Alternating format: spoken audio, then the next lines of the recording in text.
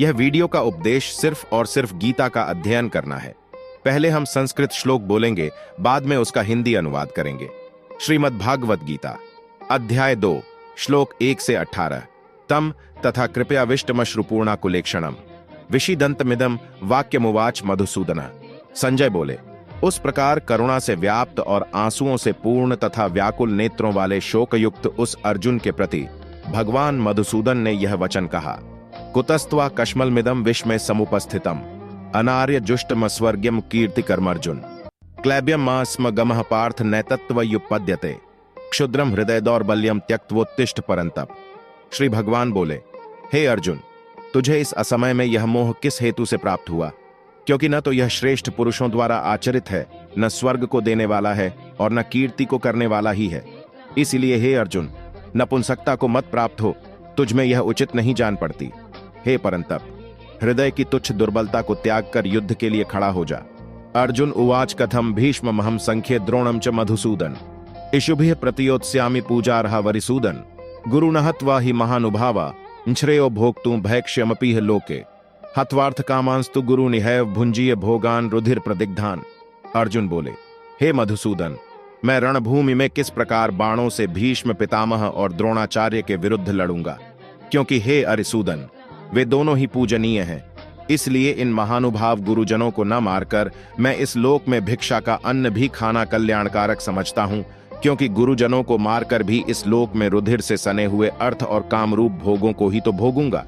न चैतद विद्मः कतरन्नो गरियो यद्वा जयेम यदि वा नो जयेयु यानेव हत्वा न जिजीविषाम स्तेवस्थिता प्रमुखे धार्तराष्ट्रा कार्पण्य दोषोपहत स्वभाव ह पृच्छामि त्वां धर्म सम्मूढ़चेता यच्छ्रेयः स्यान् निश्चितं ब्रूहि तन्मे शिष्यस्तेहं शाधिमा त्वां प्रपन्नम न हि प्रपश्यामि ममापनुद्या द्यच्छोकमुच्छोषणमिन्द्रिय आणाम अवाप्य भूमावस्पत्रमृद्धम राज्यम सुराणाम पिचाधिपत्यम। हम यह भी नहीं जानते कि हमारे लिए युद्ध करना और न करना, इन दोनों में से कौन सा श्रेष्ठ है, अथवा यह भी नहीं जानते कि उन्हें हम जीतेंगे या हमको वे जीतेंगे। और जिनको मारकर हम जीना भी नहीं चाहते, वे ही हमारे आत्मीय धृतराष्ट्र के पुत्र हमारे मुकाबले में खड़े हैं। इसलिए कायरता रूप दोष से उपहत हुए स्वभाव वाला तथा धर्म के विषय में मोहित चित्त हुआ मैं आपसे पूछता हूं कि जो साधन निश्चित कल्याणकारक हो वह मेरे लिए कहिए, क्योंकि मैं आपका शिष्य हूं। इसलिए आपके शरण हुए मुझको शिक्षा दीजिए, क्योंकि भूमि में निष्कंटक धन धान्य संपन्न राज्य को और देवताओं के स्वामीपने को प्राप्त होकर भी मैं उस उपाय को नहीं देखता हूं जो मेरी इंद्रियों के सुखाने वाले शोक को दूर कर सके।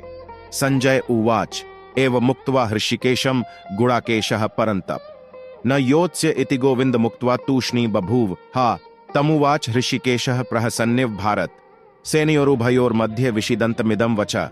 संजय बोले, हे राजन, निद्रा को जीतने वाले अर्जुन अंतर्यामी श्री कृष्ण महाराज के प्रति इस प्रकार कहकर फिर श्री गोविंद भगवान से युद्ध नहीं करूंगा, यह स्पष्ट कहकर चुप हो गए। हे भरतवंशी धृतराष्ट्र, अंतर्यामी श्री कृष्ण महाराज दोनों सेनाओं के बीच में शोक करते हुए उस अर्जुन को हंसते हुए से यह वचन बोले। श्री भगवान उवाच अशोच्यानन्व शोचस्त्वं प्रज्ञावादांश भाषसे गतासूंश्च नानुशोचन्ति पंडिता न त्वेवाहं जातु नासम न त्वं नेमे जनाधिपा न चैव न भविष्यामः सर्वे वयं तः परम देहिनोऽस्मिन् यथा देहे कौमारम यौवनम जरा तथा देहांतर प्राप्तिर्धीरस्तत्र न मुह्यति।